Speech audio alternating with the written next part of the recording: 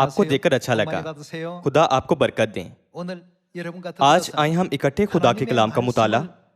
Was के उन्वान, खुदा के कलाम को ठट्ठों में उड़ाने का गुनाह से करने में कुछ वक्त गुजारते हैं। आज दुनिया के लोग खुदा के कलाम को ठट्ठों में उड़ाते हैं। वो सोचते हैं ये नामुमकिन है कि किताब मुक़द्दस में लिखे हुए तमाम कलमात पूरे होंगे। नतीजतन वो अहमकाना गलतियां करते हैं। वो खुदा की तालीमात के मुताबिक जिंदगी नहीं गुजारते हैं। आज आए हम सदोम और उमरा के जमाने में लूत की कहानी पर एक नजर डालते हैं। ऐसा करने से आए इस मामले के मुतालिक हिकमत सीखें कि हमें इन आखिरी दिनों में ईमान का ये वक्त कैसे गुजारना चाहिए। आए हम पैदाइश की किताब बाब 19 आयत 12 की तरफ जाते हैं। पैदाइश बाब 19 आयत 12 में यह लिखा है कि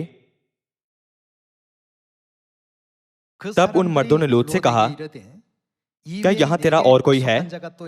दामाद और अपने बेटों और बेटियों और जो कोई तेरा इस शहर में हो, सबको इस मकाम से बाहर निकाल ले जा, क्योंकि हम इस मकाम को नेस्त करेंगे, इसलिए कि उनका शोर खुदामंद के हजूर बहुत बुलंद हुआ है और खुदामंद ने उसे नेस्त करने को हमें भेजा है। तब लूत ने बाहर जाकर अपने दामादों से, जिन्होंने उसकी बेटियां भी आई थी, बातें की और कहा कि उठो और इस मकाम से निकलो, क्योंकि खुदामंद इस शहर को नेस्त करेगा। लेकिन वो अपने दामादों की नजर में मुज़हिक सा मालूम हुआ। उन्होंने खुदा के कलाम को ठट्ठों में उड़ाया। आयत 15 से देखना जारी रखते हैं कि नतीजा क्या था। जब सुबह हुई तो फरिश्तों ने लूत से जल्दी कराई और कहा कि उठ अपनी बीवी और अपनी दोनों बेटियों को जो यहाँ है ले जा। ऐसा ना हो कि तू भी इस शहर की बदी में गिरफ्तार होकर हलाक हो जाए।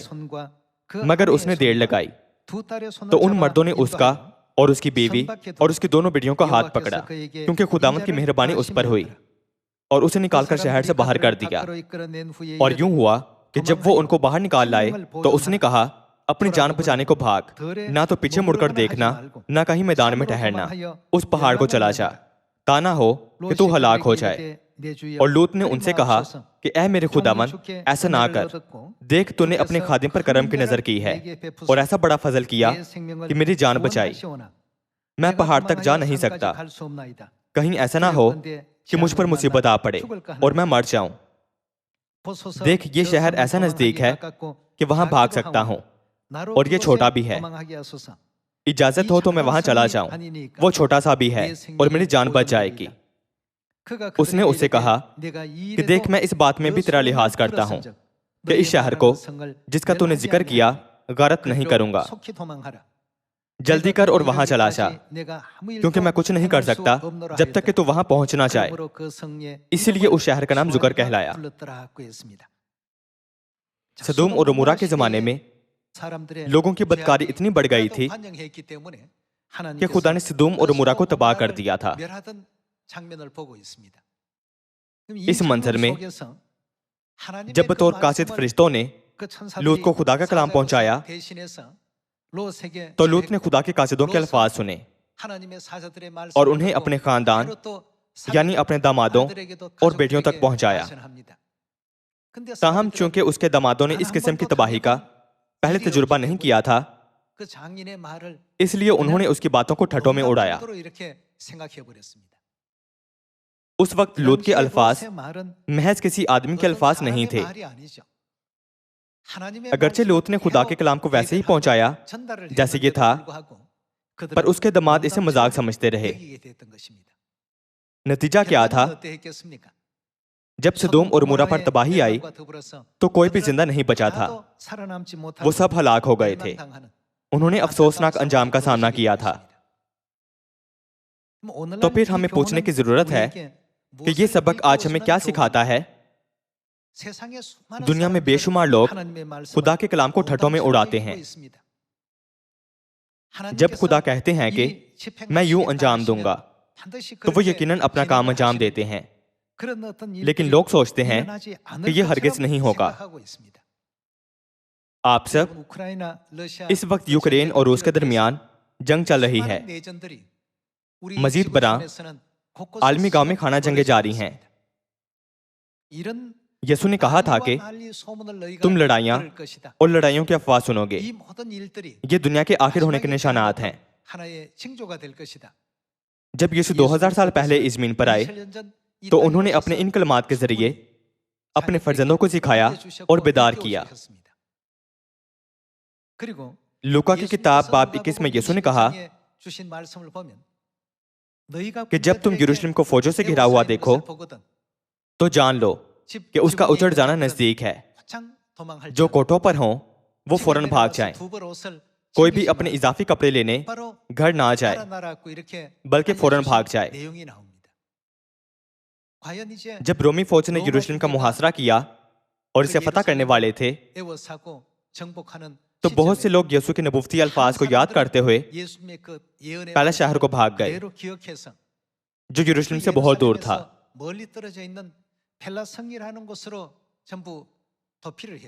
ताहम बाकी लोग वहीं रहे।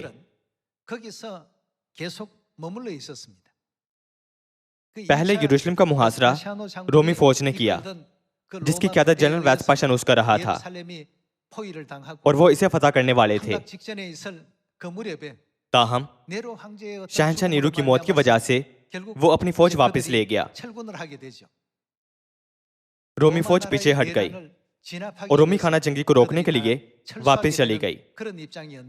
लेकिन इस्राएली इस वजह को ना समझ सके। बनी इस्राएल का ख्याल था कि रोमी फौज इस्राएल से डरने की वजह से भाग गई। दरअसल ये खुदा की दूरंदेशी थी जिन्होंने अपने प्यारे फर्जंदों यानी इस्राएलियों को भागने का वक्त दिया।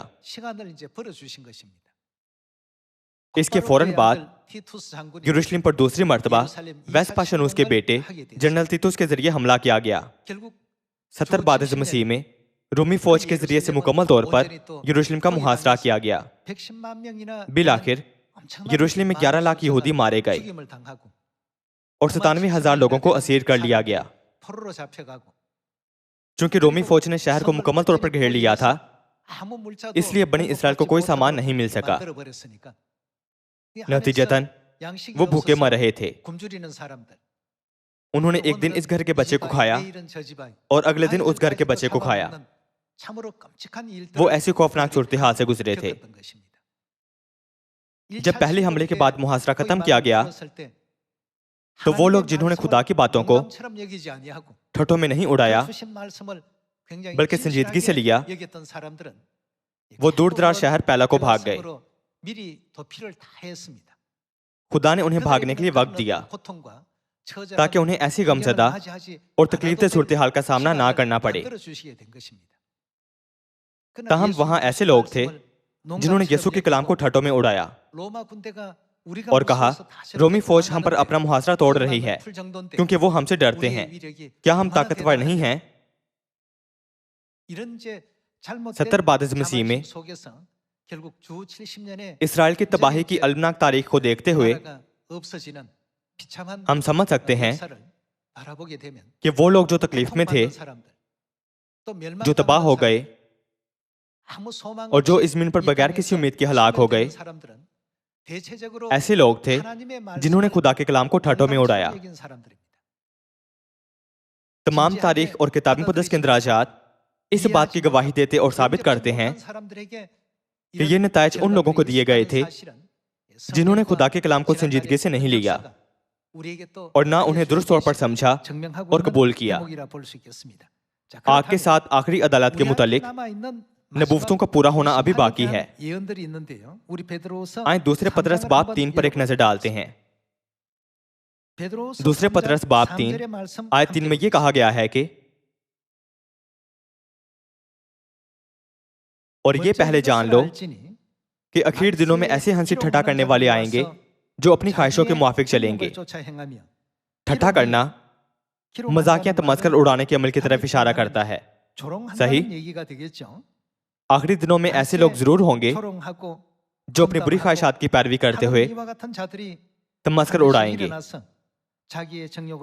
आयत 4 और कहेंगे कि उसके आने का वादा कहाँ गया, वो वादा कहाँ है कि खुदा इस ज़मीन पर आएंगे। क्योंकि जब से बाप दादा सोए हैं उस वक्त से अब तक सब कुछ वैसा ही है जैसा खिलकत के शुरू से था। वो क्या करते हैं, जानबूझकर ये भूल गए कि खुदा के कलाम के जरिए से आसमान कदीम से मौजूद हैं और जमीन पानी में से बनी और पानी में कायम है। ये लिखा है कि वो जानबूझकर भूल जाते हैं। ये उन लोगों के रवैये को बयान करती है जो खुदा के कलाम को ठट्ठों में उड़ाते हैं। हम आयत 2 पर नजर डालने के लिए एक लम्हा लें। बाब 3 आयत 2 कि तुम उन बातों को जो पाक नबियों ने पेशतर कहीं और खुदावंद और मुनज्जी के उस हुक्म को याद रखो जो तुम्हारे रसूलों की मार्फत आया था। पौलुस रसूल चाहता था कि हम माजी में नबियों के जरिए बोले गए अल्फाज और यसु मसीह की तरफ से रसूलों के जरिए खुदा के लोगों के लिए दिए गए हुक्म को याद रखें। हम आयत 3 से जारी रखते हैं। और ये पहले जान लो कि आखिर दिनों में ऐसे हंसी ठट्ठा करने वाले आएंगे जो अपनी ख्वाहिशों के मुआफिक चलेंगे। ये सब नबूवतें हैं। आयत 4 और कहेंगे कि उसके आने का वादा कहाँ गया, क्योंकि जब से बाप दादा सोए हैं उस वक्त से अब तक सब कुछ वैसा ही है जैसा खिलकत के शुरू से था। वो तो जानबूझकर ये भूल गए कि खुदा के कलाम के जरिए से आसमान कदीम से मौजूद हैं और जमीन पानी में से बनी और पानी में कायम है। इन्हीं के जरिए से उस जमाने की दुनिया डूबकर हलाक हुई। मगर इस वक्त के आसमान और जमीन उसी कलाम के जरिए से इसलिए रखे हैं कि जलाए जाएं। बहुत से लोग इस कलाम को ठट्ठों में उड़ाते हैं, ताहम ये उनकी अपनी राय और ख्यालात हैं। खुदा पहले ही जमीन के मुस्तकबिल के बारे में नबूवत कर चुके हैं। वो उन लोगों को जो खुदा के कलाम को ठट्ठों में उड़ाते हैं उनसे अलग करते हैं जो उनके कलाम को संजीदगी से लेते हैं। हमें इस हकीकत को हरगिज भूलना नहीं चाहिए कि खुदा का कलाम नबूवतों के मुताबिक हमेशा पूरा हुआ है। हम आयत 7 से जारी रखें। मगर इस वक्त के आसमान और जमीन उसी कलाम के जरिए से इसलिए रखे हैं कि जलाए जाएं और वो बेदीन आदमियों की अदालत और हलाकत के दिन तक महफूज रहेंगे। खुदा इन सब चीजों को बेदीन आदमियों की अदालत और हलाकत के दिन तक रोके रखेंगे। आयत 8 से जारी रखते हैं। ए अजीजों, ये खास बात तुम पर पोशीदा ना रहे कि खुदावंद के नजदीक एक दिन 1000 बरस के बराबर है और 1000 बरस एक दिन के बराबर। खुदावंद अपने वादे में देर नहीं करता जैसे देर बाज लोग समझते हैं, बल्कि तुम्हारे बारे में तहम्मुल करता है, इसलिए कि किसी की हलाकत नहीं चाहता, बल्कि ये चाहता है कि सबकी तौबा तक नौबत पहुंचे। खुदा अपने आने में देर क्यों करते हैं? खुदा हमारा इंतजार कर रहे हैं, हालांकि उन्होंने पहले ही अपनी तैयारियां मुकम्मल कर ली हैं, क्योंकि वो चाहते हैं कि उनके तमाम फर्जंद निजात में शरीक हों, ताकि एक शख्स भी हलाक ना हो।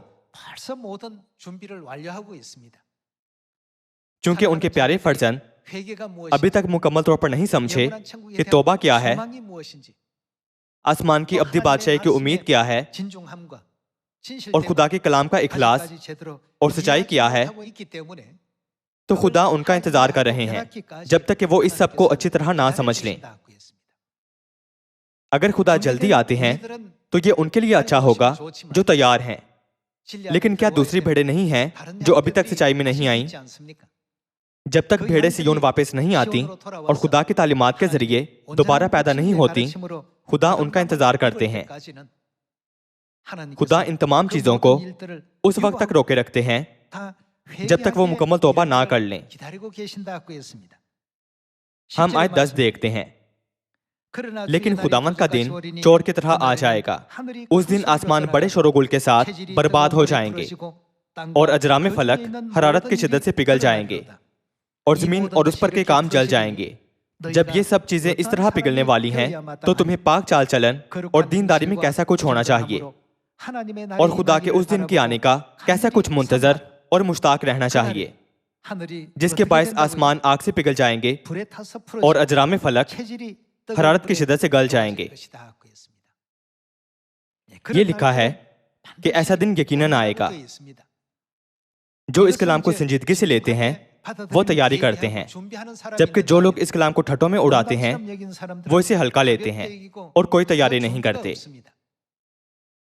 10 कंवारियों की तमसील में 5 कंवारियां ऐसी थीं जिन्होंने तेल तैयार किया था और 5 कंवारियों ने नहीं किया था। वो सब दुल्हे से मिलने के लिए एक जैसी हालत में थीं। इसके बावजूद उनमें से 5 तैयार थीं और दीगर 5 नहीं थीं। आपके ख्याल से उन्होंने तैयारी क्यों नहीं की थी? जब हम आज के वाज के उन्वान के साथ वजह के बारे में सोचते हैं तो इसकी वजह यह थी कि उन्होंने खुदा के कलाम को हल्का लिया, गोया वो एक मजाक था। जो लोग खुदा के कलाम की अहमियत की कदर करते हैं वो हमेशा ईमान से तैयारी करते रहते हैं, ये समझते हुए कि हमें हर रोज जो मुख्तसर वक्त दिया जाता है वो तैयारी का वक्त है। दूसरी तरफ जो लोग खुदा के कलाम को अहम नहीं समझते वो उस वक्त तक आगे नहीं बढ़ते जब तक कि वो अपनी आंखों से तकमील को ना देखें और यकीन ना कर लें। क्या खुदा नहीं कहेंगे कि मैं तुम्हें कभी नहीं जानता था, दरवाजा बंद कर दो और इन्हें भगा दो? चूंकि ऐसा लम्हा यकीनन आएगा, इसलिए मसीह ने अपने फर्जंदों को समझाने के लिए ऐसी तमसील इस्तेमाल की थी। बस दूसरे पतरस बाब 3 के कलमात के साथ भी ऐसा ही है।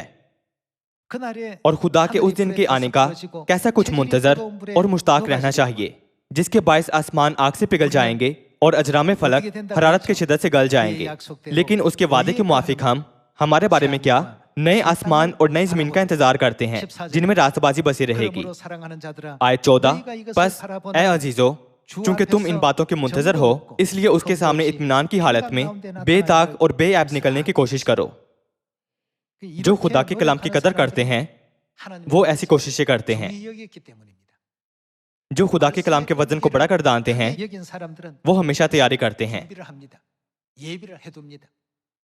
यीशु ने कहा कि जब तुम यरूशलेम को फौजों से घिरा हुआ देखो तो वो जो घरों में हो इजाफी कपड़े लिए बगैर फौरन पहाड़ों की तरफ भाग जाएं।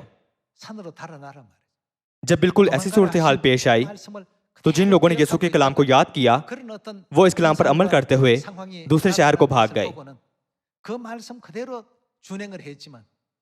ताहम जिन लोगों ने उनके कलाम की कदर नहीं की उन्हें एहसास नहीं हुआ कि ये उनके सामने पूरा हो रहा है।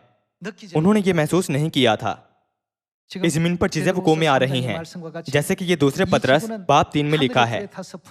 आसमान आग से जल रहे हैं और अजराम फलक हरारत की शिद्दत से गल रहे हैं। हम ऐसी सूरत हाल में हैं जहां हमें इत्मीनान की हालत में खुदा के साथ बेदाग और बेऐब निकलने की हर मुमकिन कोशिश करनी चाहिए, जैसे कि ये आयत 14 में लिखा है। आइए हम मलाकी की किताब की तरफ जाते हैं और तस्दीक करते हैं कि ये तमाम कलमात झूठे नहीं हैं बल्कि खुदा की सच्ची नबूवतें हैं। हम मलाकी बाब 4 खोलें। मलाकी बाब 4 आयत 1 में ये लिखा है कि क्योंकि देखो वो दिन आता है जो भट्टी की मांड सुजान होगा, तब सब मगरूर और बद किरदार भूसे की मांड होंगे, और वो दिन उनको ऐसा जलाएगा कि शाखो बुन कुछ ना छोड़ेगा। रब्बुल फाज फरमाता है, लेकिन तुम पर जो मेरे नाम की ताजीम करते हो आफताब सदाकत ताले होगा। खुदा के नाम की ताजीम करने वालों से मुराद वो लोग हैं जो खुदा के नाम से भी डरते हैं, खुदा के कलाम की फरमाबरदारी करते और उनकी ताजीम करते हैं। उनके लिए आफताब सदाकत ताले होगा और उसकी किरणों में शिफा होगी, और तुम गाँव खाना के बछड़ों की तरह कूदो फांदोगे और तुम शरीरों को पामाल करोगे, क्योंकि उस रोज वो तुम्हारे पांव तले की राख होंगे। रब्बुल फाज फरमाता है, ये लिखा है कि वो दिन आता है, बस वो दिन यकीनन आएगा। क्या नहीं आएगा? इसका मतलब ये नहीं है कि शायद वो दिन आए या ना आए। तो फिर चूंकि वो दिन यकीनन आएगा तो हमें उस दिन का इंतजार करते हुए क्या करना चाहिए? दूसरे पतरस बाब 3 में क्या लिखा है? ये लिखा है कि तुम्हें पाक चाल चलन और दीनदारी में कैसा कुछ होना चाहिए और खुदा के उस दिन के आने का कैसा कुछ मुंतजर और मुश्ताक रहना चाहिए। चूंकि हम खुदा के कलाम को ठट्ठों में नहीं उड़ाते, तो हमें खुदा के तमाम कलाम को अपने दिलों पर कंधा करना चाहिए और इसे अमल में लाने की हर मुमकिन कोशिश करनी चाहिए। क्या हमारा ऐसा ईमान नहीं होना चाहिए? ताहम जब हम लोगों को ये दिखाते हैं तो उनमें से कई इसे मजाक समझते हैं। वो हरगिज नहीं सोचते कि ये पूरा होगा, ये हकीकत बनने जा रहा है। अगर वो किताब मुकद्दस के कलाम पर यकीन कर लेते तो वो क्या करते? वो सयून में आते और तैयारी करते। क्या वो खुदा के कलाम से दोबारा मुसल्ला नहीं होंगे और खुदा की मर्जी की फर्माबरदारी करते हुए पाक और दीनदार जिंदगी गुजारेंगे? क्या वो मसीह के सामने बेदाग और बेऐब पाए जाने की कोशिश नहीं करेंगे? ताहम लूत के दामादों की तरह जिन्होंने खुदा के कलाम को ठट्ठों में उड़ाया, आज के लोग खुदा के कलाम पर ज्यादा तवज्जो नहीं देते। हालांकि खुदा के नबियों के जरिए उन्हें यह बताया गया और मुनादी भी की गई। इसके बरक्स वो हमसे पूछते हैं, आप ऐसी मनफी बातें क्यों करते हैं जो हमें नाखुश करती हैं? आप सब खुदा के अल्फाज तमाम बनेनो इंसान को बचाने के लिए दिए गए हैं। ये मनफी अल्फाज नहीं हैं। ताहम दुनिया के लोग इसे सिर्फ ठट्ठों में उड़ाते हैं और नबुव्वत के इन अल्फाज को संजीदगी और सच्चाई से नहीं लेते। लिहाजा क्या हमें दुनिया को बचाने के लिए अपने दिलो दिमाग को ज्यादा वक्फ नहीं करना चाहिए? खुदा हमें अपनी मर्जी से आगाह करते हैं कि माजी में उन्होंने पानी से दुनिया की अदालत की थी और ये कि अब वो आग के साथ अदालत करेंगे। आइन पैदाइश बाब 6 आयत 5 पर एक नजर डालते हैं। खुदा क्यों कहते हैं कि वो दुनिया की अदालत करेंगे? यकीनी तौर पर खुदा इस दुनिया की रहनुमाई अमन की तरफ कर सकते हैं, लेकिन हकीकत ये है कि ये ऐसी सूरत हाल में है जहां अदालत की जरूरत है, जो इस बात की निशानदही करती है कि दुनिया की बदकारी बहुत बढ़ गई है। खुदा आखिर तक नाकाबिल यकीन हद तक सब्र करते रहे हैं, इसीलिए इसे आखिरी अदालत कहा जाता है। आइन पैदाइश बाब 6 आयत 5 देखते हैं। और खुदावन ने देखा कि जमीन पर इंसान की बदी बहुत बढ़ गई और उसके दिल के तस्वुर और ख्याल सदा बुरे ही होते हैं। तब खुदावन जमीन पर इंसान को पैदा करने से मलूल हुआ और दिल में गम किया। और खुदावन ने कहा कि मैं इंसान को जिसे मैंने पैदा किया रूई जमीन पर से मिटा डालूंगा, इंसान से लेकर हैवान और रेंगने वाले जानदार और हवा के परिंदों तक, क्योंकि मैं उनके बनाने से मलूल हूं। किताब मुकद्दस में एक इंद्राज मौजूद है कि खुदा नूह के दिनों में पानी का तूफान लाए थे। चूंकि लोगों की बदकारी और गुनाह बढ़ गए थे, तो खुदा ने उनकी बदकारी को ज्यादा देर तक बर्दाश्त नहीं किया, बल्कि उनकी अदालत की और उन्हें सजा दी, जैसा कि पैदाइश बाब 6 में देखा गया है। आए बाब 19 आयत 1 देखें। बाब 19 आयत 1 में यह लिखा है कि और वो दोनों फरिश्ते शाम को सदोम में आए और लूत सदोम के फाटक पर बैठा था, और लूत उनको देखकर उनके इस्तकबाल के लिए उठा और जमीन तक झुका और कहा, ऐ मेरे खुदावंदो, अपने खादिम के घर तशरीफ ले चलिए और रात भर आराम कीजिए और अपने पांव धोइए और सुबह उठकर अपनी राह लीजिए। और उन्होंने कहा, नहीं, हम चौकी में रात काट लेंगे। लेकिन जब वो बहुत बजिद हुआ तो वो उसके साथ चलकर उसके घर में आए और उसने उनके लिए ज़ियाफत तैयार की और बेखमीरी रोटी पकाई और उन्होंने खाया। और इसे पेश करके वो आराम करने के लिए लेटे। सदूम शहर के मर्दों ने, जवान से लेकर बूढ़े तक, सब लोगों ने हर तरफ से उस घर को घेर लिया और उन्होंने लूत को पुकारकर उससे कहा कि वो मर्द जो आज रात तेरे यहाँ आए कहाँ हैं? उनको हमारे पास बाहर ले आ ताकि हम उनसे सोहबत करें।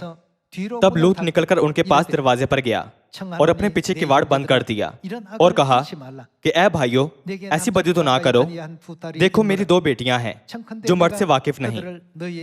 मर्जी हो तो मैं उनको तुम्हारे पास ले आऊं और जो तुमको भला मालूम हो उनसे करो, मगर इन मर्दों से कुछ ना कहना, क्योंकि वो इसी वास्ते मेरी पनाह में आए हैं। उन्होंने कहा, यहां से हट जा। फिर कहने लगे कि ये शख्स हमारे दरमियान क्याम करने आया था और अब हुकूमत जताता है, तो हम तेरे साथ उनसे ज्यादा बदसलूकी करेंगे।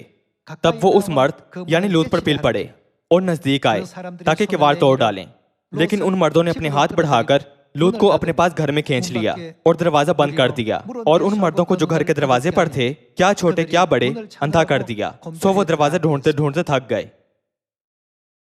सदोम और उमरा के जमाने में बदकारी बहुत ज्यादा थी और लोगों के इखलाकी ख्यालात और नुक्ता नजर भी उस जमाने की तरह बिगड़े हुए थे जब खुदा ने इसी वजह से पानी से दुनिया की अदालत की थी। क्या यही वजह नहीं थी कि खुदा ने आग के साथ सदोम और उमरा की अदालत की थी?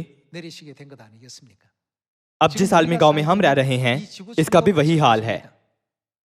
अब ऐसा जमाना है जब इंटरनेट के जरिए हर तरह की बुरी चीजें पूरी दुनिया में फैल रही हैं। हम एक ऐसे माहौल से दोचार हैं जहां कोई भी इन चीजों तक आसानी से रसाई हासिल कर सकता है। चूंकि ये सूरत हाल है, तो खुदा आज के लोगों की बदकारी ज्यादा देर तक बर्दाश्त नहीं कर सकते हैं। बस खुदा अपनी मर्जी जाहिर कर रहे हैं कि वो आग के साथ दुनिया की अदालत करेंगे। हमें इसे ठट्टों में नहीं उड़ाना चाहिए। खुदा के तमाम अल्फाज पेश की इंतबाहात और नबूवतें हैं जो यकीनन पूरी होंगी। लिहाजा हमें इसे मजाक नहीं समझना चाहिए और लापरवाही से अपनी जिंदगी नहीं गुजारनी चाहिए। हम सिफनिया बाब 1 आयत 2 की तरफ जाते हैं। बाब 1 आयत 2 में यह कहा गया है कि खुदावंद फरमाता है, मैं रोए जमीन से सब कुछ बिल्कुल नेस्त करूंगा, इंसान और हैवान को नेस्त करूंगा, हवा के परिंदों और समुद्र की मछलियों को और शरीरों और उनके बुतों को नेस्त करूंगा और इंसान को रोए जमीन से फना करूंगा। खुदावंद फरमाता है। नूह के वक्त में पानी के तूफान से मछलियां हलाक नहीं हुई थीं। इसकी वजह यह थी कि उस वक्त पानी से दुनिया की अदालत की गई थी। ताहम आखिरी दिनों में समुद्र में मछलियों के साथ क्या होगा? मछलियां भी हलाक होंगी।